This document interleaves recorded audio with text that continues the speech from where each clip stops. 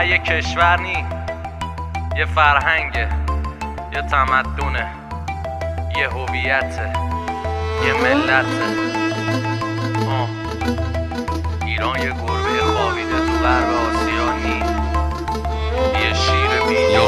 بیداره. ببخش که فقط دیدیم نیمه خالی لیوانو،